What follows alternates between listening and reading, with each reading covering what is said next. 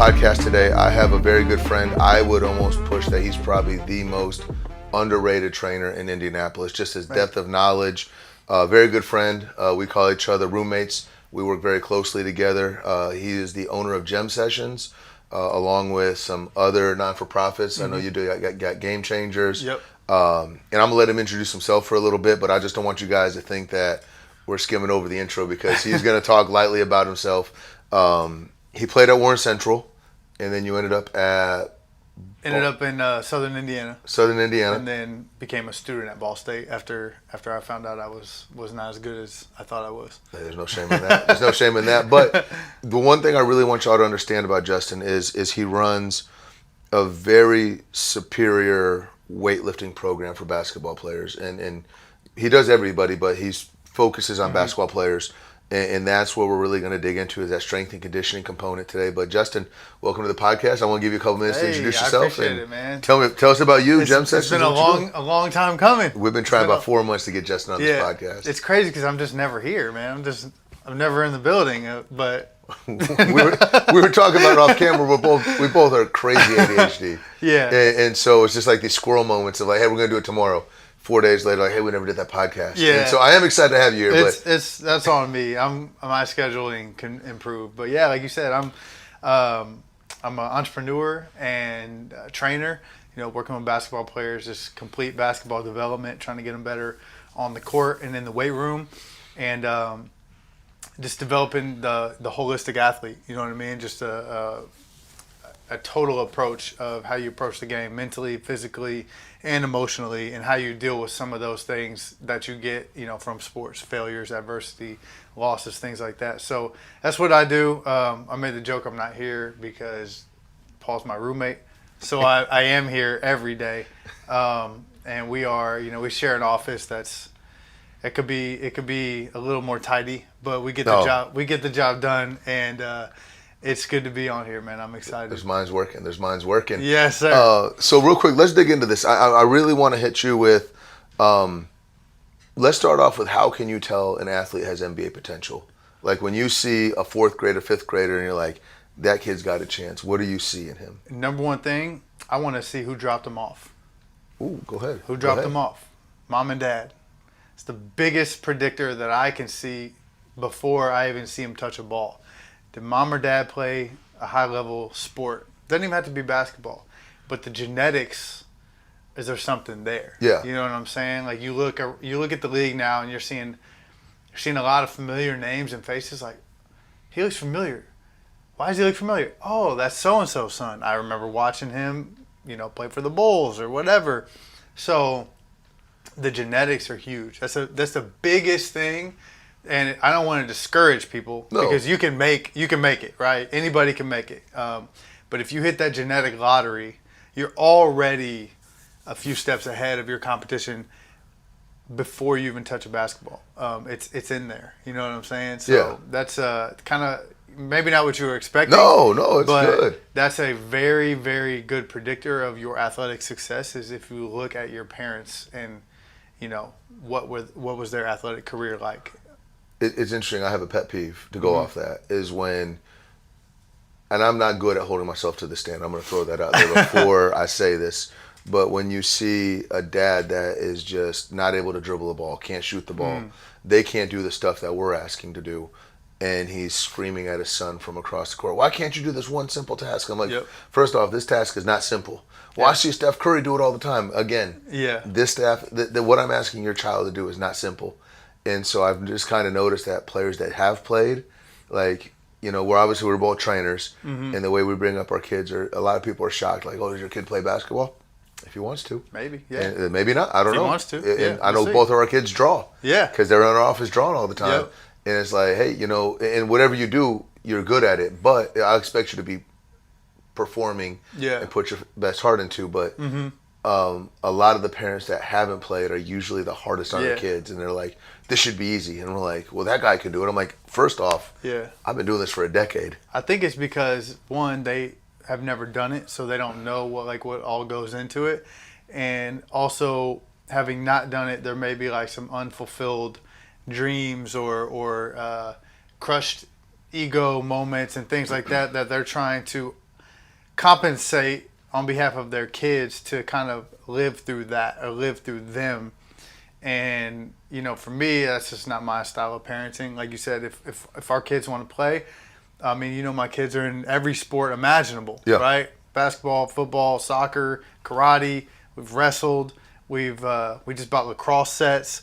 Like, we're trying whatever. It doesn't matter. Like, if you're going to be an athlete, you're going to be an athlete. Baseball, obviously, is what we're kind of more trending towards. Yeah. But, like, whatever they want to do, I'm going to give them the resources to do that. And if they love it, I'm going to keep pouring into that. If they don't, I'm not going to force it, man. It's their life. It's not mine. There's a fine line of holding your child accountable, though. For sure, yeah. Like, hey, we committed to this. We're going to There is a very strict no quit rule in the house. Yeah. You can hate a sport for that season. You hate it. You're not going to quit. You've signed up. You're going to finish it. But now we know that's not your thing. So now we can move on to the next thing. Let's try soccer next. Or, we started like American Ninja Warrior stuff, right? Like obstacle courses, parkour. Like Mason's into that. Yeah. He's not really into basketball. But I'm like, cool, man. If you want to do that, be the best at it. Have fun doing it. And I'll keep supporting you. So let's talk about our kids. I'm saying my kid because we have the exact same age. Yep. So if I brought you to my kids to you and your kids are together, we're in the same class, and I say, hey, put them in the weight room, put them on the court, what would be your first thing to do? So if we're talking like Julian and Anderson, right, is your oldest, then it's probably just body weight stuff and learning how to do movement patterns, like how to squat correctly, how to hinge at the hips correctly, how to row, doing push-ups, things like that, because they're 9 going on 10. In a couple of years, they can start to do like some actual resistance training. But for now, like just body weight stuff, learning how to climb, learning how to roll, learning how to tumble, learning how to skip and sprint and things like that. Like really playful things. Like I would do that with them maybe once a week just to get it going and then start to ramp it up over the next years. And then same thing in basketball. You just want to kind of start the basics. Like, establish what a pivot foot is, learn how to dribble with both hands while not looking down, terminology of basketball, spots on the court, like different things like that where you're just kind of introducing the ground level. Because I think, there are some serious basketball players at 9, but it's like, why? You know what I mean? Like, what are you getting out of these games that mean something when they shouldn't? It should be more development. You said 2 things in there that I want to touch on. All right. The first one, and I'm kind of blindsided with you with this. If I had to work Justin into one word, I would say playful. Because I noticed that you're training. Yeah. You're professional. Yep. But you're playful. I'm glad you noticed that. That's awesome because that's what I love. Like I love, especially like with the pro athletes and higher level athletes, it's like I have this theory that a lot of them skip steps in their development, and it's not their fault. It was an adult's fault that took a kid. Hey, that kid has potential. Like, let's use that kid to win games at any cost. At an earlier age, the better. And doing that, you take a young athlete and you put them in important games. I'm saying important, meaning the game matters. It's a win or a loss or a trophy or not. But in the grand scheme of things, that game does not matter. So now you've taken them out of developmental and playful environments for 12 weeks during the summer to play these games that don't really matter when they could have been playing tag, rolling around, making up games with their friends in the neighborhood, learning the movements that we just said in the weight room. And so that athlete makes it to the pros, right, because they're really good at basketball, but they suck at moving. And now they suck at moving, so now they're in pain all the time. So now you have to go back and fill those gaps. I got pro athletes that don't know how to skip, but they can do anything you want with a basketball. Yeah. Because they're so specialized, but not knowing how to skip is a problem because that requires coordination and cognitive function that you should have as a human. You know what I'm saying? So it's like little things like that. We roll around, we walk on tight ropes, we skip, we make up games on the fly, and that to me is like what you should be doing when you're 11. But they were going to nationals, and it's like I feel like that is an important gap to fill. That's crazy. That's so true. It's so true, and it's making me reflect on my childhood because Man, me too. I'm 42. Yeah. AAU didn't exist. I remember we had one kid on our team that played an AAU team, and it was over the summer for like 3 weeks, and that was it. Like, and we had time to be a kid. My parents really didn't know much about sports, but wow, that's some good stuff right there. See, I caught both ends of it. Like AAU was getting serious when I was coming through high school. So all up until high school, I was like what I described. Like, bro, we would leave the house at like 7 a.m. We'd go fishing. Then we'd go to some kid's house to have a home run derby. Then we'd go to my house to have a dunk contest on like a 7-foot. Oh, yeah. You know what I'm saying? Then we'd have a break for lunch, which was like Kool-Aid and like cheese cubes. And then we'd go back out and we'd have flag football or two-hand touch football on the street. Then we would do this every day. Yeah. Like nonstop. And so we just got that well-rounded like approach to athleticism. And then AAU started going, and then I was like the early part of AAU where you're playing like 10 games in a weekend, which is like insane, dude. Yes. And so I got to see both ends of it. But I mean, obviously, your parents they don't know. Like, it's all new to everything. So like we were just trying to survive. Like, you know, that's essentially what it became. But in hindsight, I should have kept doing the more playful stuff. So, talking about the AAU, and you had the 10 games, and I know for me, coaching, and I remember playing, like, for me, it's a high alert. Like, my brain is going a million miles per hour, and it's almost, I don't want to say triggering fight or flight, but you're in a heightened sense of awareness that you shouldn't be living in for extended periods of time. Yes. And so, like, how was it for the 10 games for that weekend? Dude, all I remember is pain. Just pain. Like, I mean, 10 may have been an exaggeration, but I know for a fact I've played 7 games in a weekend multiple times. Yeah. But, like, it was just like survival. You look at your schedule, you try to figure out when you can eat. Back then, like, me and my dad would always go to Subway because they had the footlongs, right? $5. So you could do a $5 footlong, and you could eat half of it before your first game or before the next game and then save for later. But then we would also get the bags. Remember the bags they would come in? Yeah. And we would fill the bags at the fountain machine for drinks with ice. And so now we'd ask for like 10 extra bags and fill them with ice. So now we got ice bags. We pack a cooler. So now it's like after the game, you can ice your knees with the Subway bag. And then like just talk about creative. Yeah, dude. Like those days were definitely rough. And especially like 8 a.m. games, empty gym. I'm like, bro, what? Then you get off the court and you see all the coaches come in for the next game. You're like, damn, I guess I'm not going there. So, yeah, it was the AAU is better in some ways now than it was back then. I think the volume is a little bit better and the circuits help because it's like a season almost. But there's definitely some bad stuff out there for sure. So let's fast forward a little bit with our kids. Let's say our kids fall in love with basketball. They come to us and say, hey, Pops, this is something I really want to pursue. Like, let's talk through, right now they're in first grade, second grade. Let's say, what are we doing when do we start taking it seriously? Like, walk through the grades and say, this is what I should be doing, how serious it should be, what my schedule looks like. Man, that's a tough question. Like, I think there's some individuality to it all. Like, I know there's young kids around here that take it serious, but they're not being forced to. They truly love basketball, and they want to be here. We have a ton of them here. That's the beautiful part about us is we walk in here, and those kids want and they want to be here. And I think it's more about, like, when you have to stop asking them if they want to do it. They'll ask you. Yeah. Like, basketball and baseball are probably Julian's favorites, and he'll ask me. Like, even the other day, Sunday, I was coming in here. I had to bring him with me, and we had a game on Tuesday, a baseball game. So I wanted him to bring his hitting stuff so we could go in one of the shooting bays and hit. He's like, "No, I want to do basketball." I was like, "Okay." I wasn't expecting that. So I think you just kind of read your kid and figure out, like, you know, where are they mentally.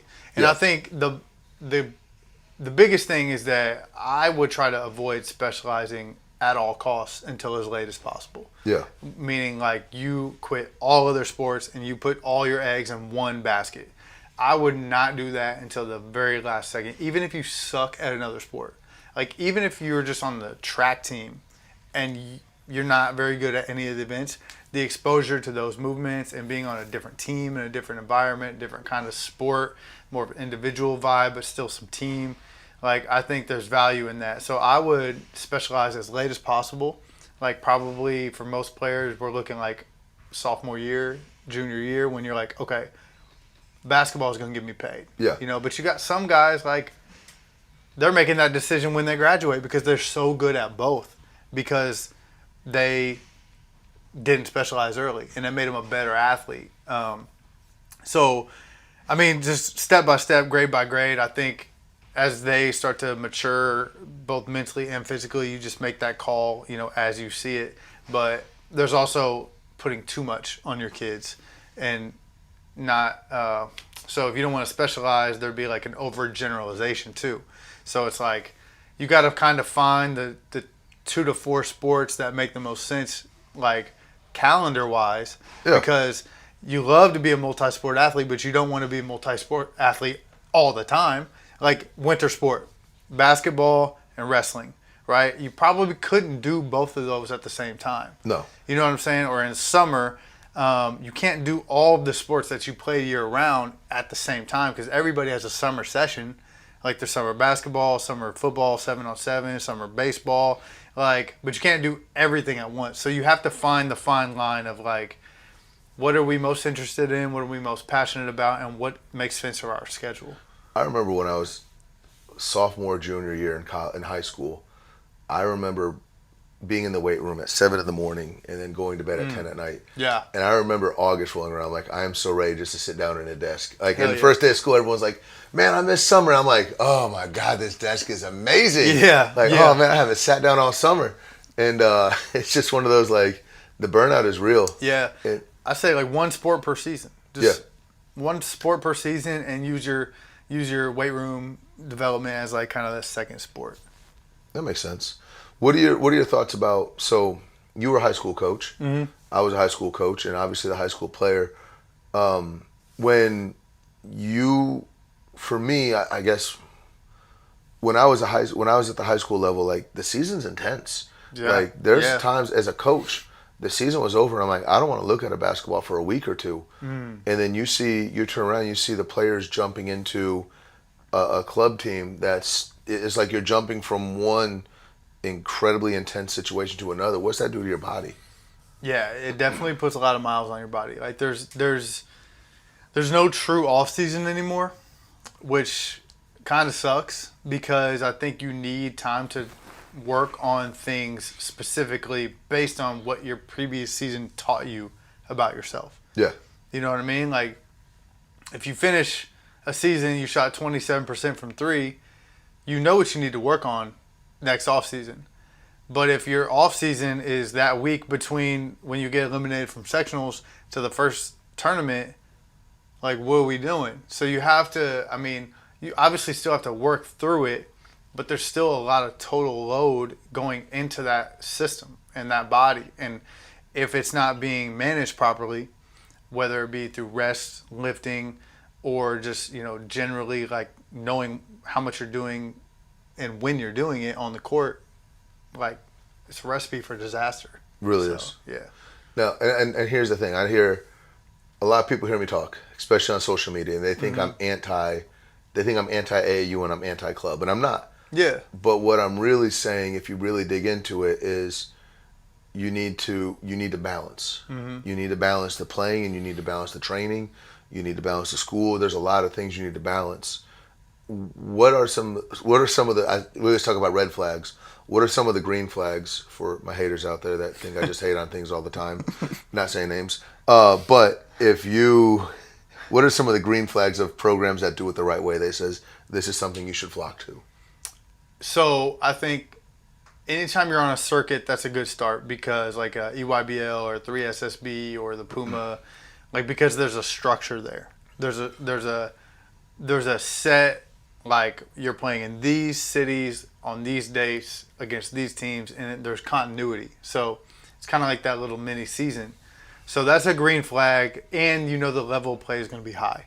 So I think that eliminates a red flag, because when you have like structured leagues like that, it eliminates the crappy games. You know what I mean? Yeah. And that's when you get hurt, and that's when you're wasting time. When you go play, when you're in one of these open tournaments and you're a really good team, you have to go play like a crappy team that you have no business playing. That is a wasted. That's just miles on your body for no reason. You're not getting anything from it. So I think the circuits help by consolidating the talent level and making it pretty equal. Now there's still blowouts and everything like that, but I think coaching goes more into it, development goes more into it, and things like that. So I think that's a really big thing.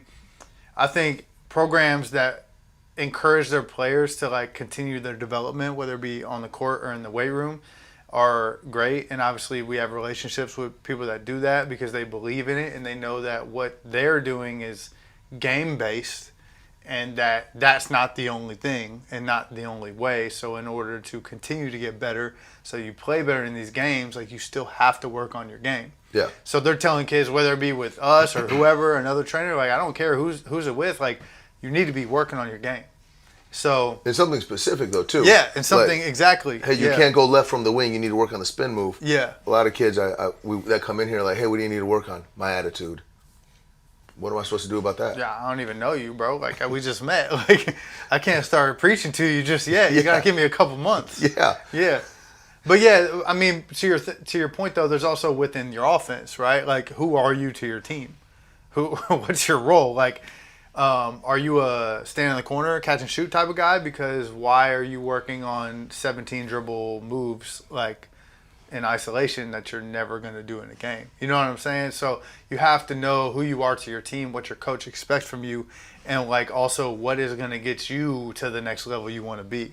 Like, there's definitely like a know your role type training where you can still work on stuff. You got to have a little wiggle in your game and expand it, but be who you are. Be the superstar in your role, so that you can be the superstar.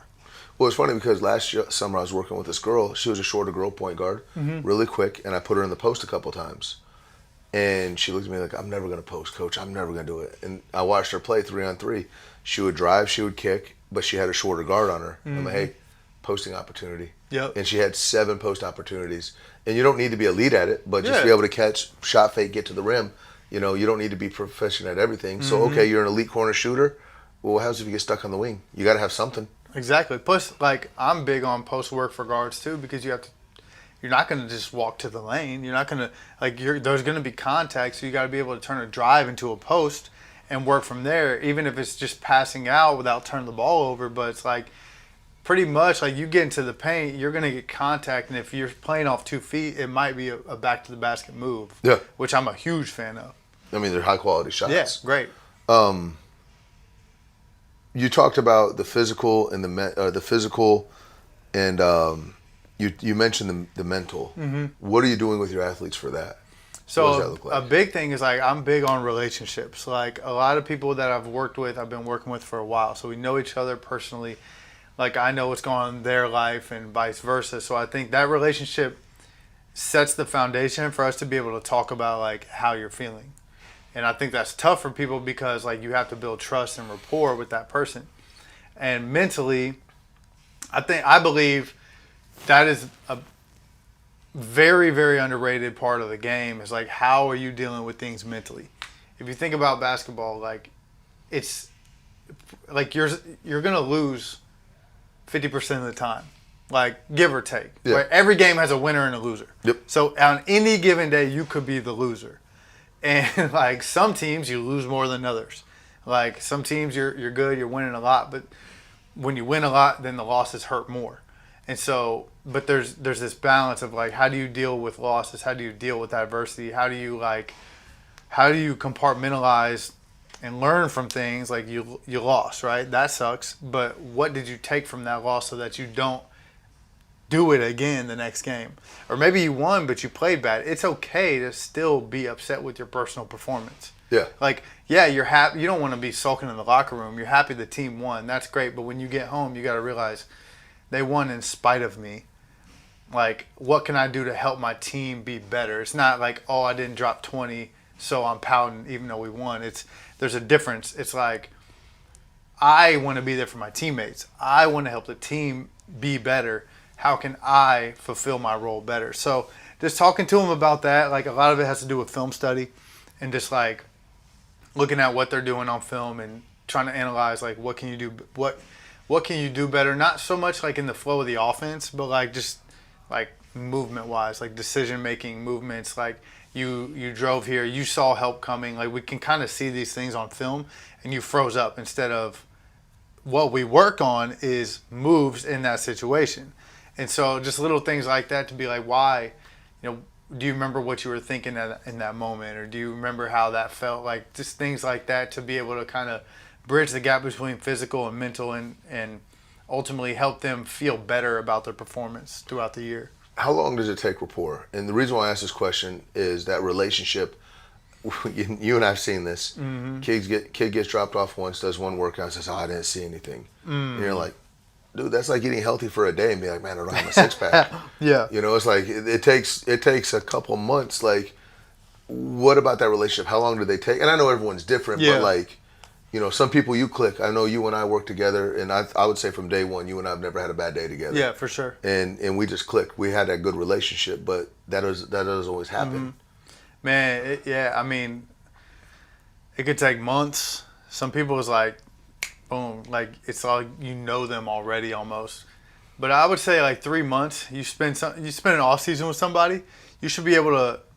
Here's the thing, it can't stop there. Like if it's a college kid, right? They come home, you get 2 months. You get May and most of June with them, probably. But you don't talk to them until like next March. You know what I'm saying? You have to keep the conversation going. You have to check up on them. You have to continue to watch their games or film as much as you can so because, athletes are not dumb. Like they know, like basically if you do that, you're kind of telling them like, I only care about you when it's time for you to turn that membership on.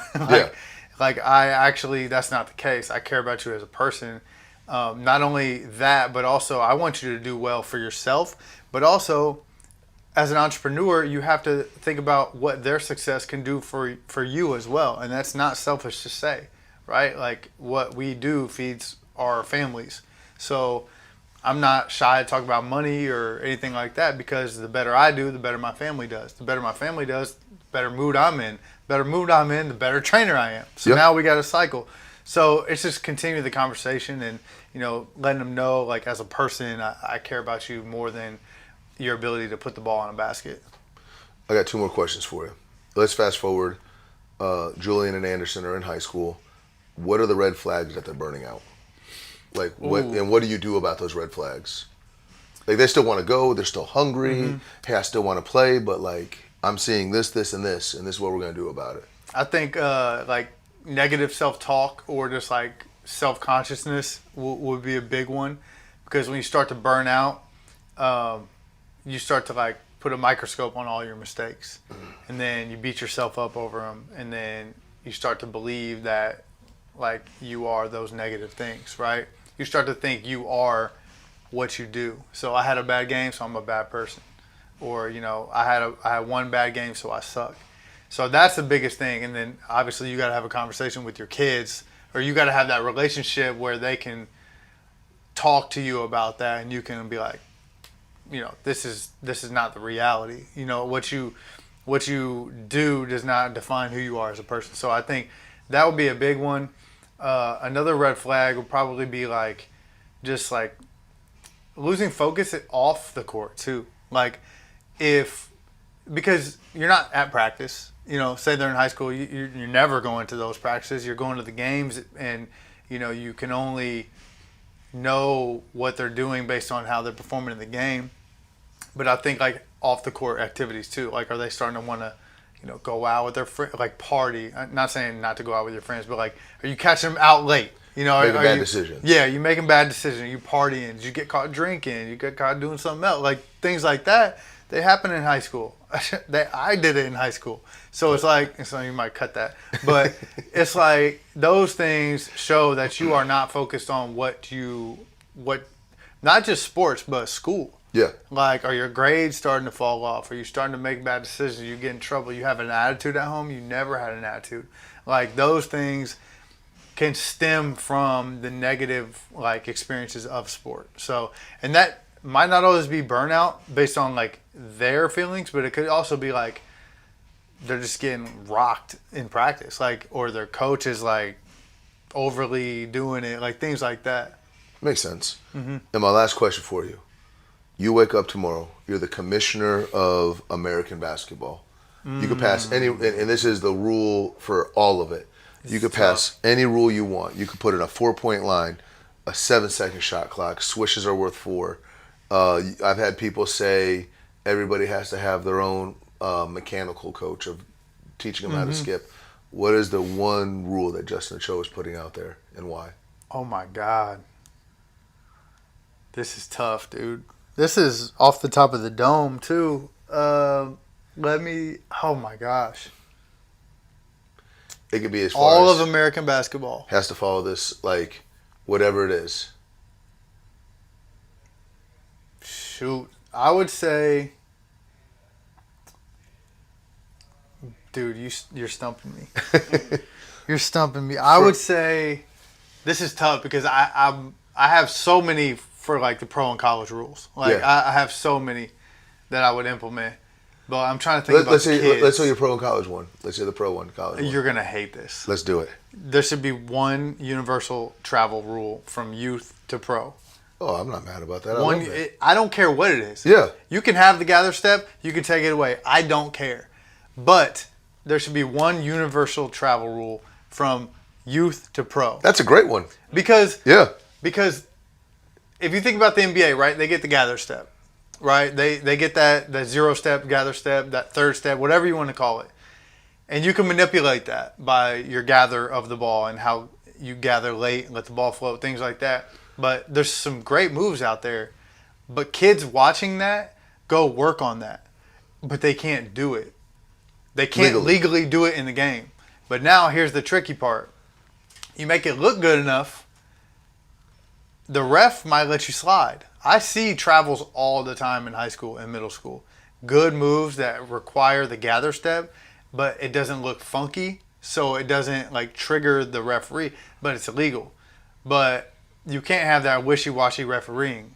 You can't have it be legal sometimes with some ref and illegal sometimes with another ref. It has to be one travel rule from youth to pro. And at this point, I think it would be that gather step rule, which is totally fine with me.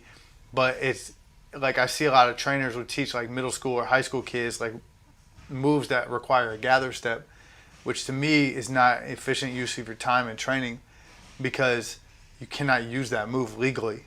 That makes perfect sense. You can't use it until you get to the NBA. And it's like, are you going to go to the NBA? Probably not. So I think there should be one universal travel rule. That's where I would go. I'll go with that. I love that. That's probably the best one I've heard. Hey, let's go. Let's go.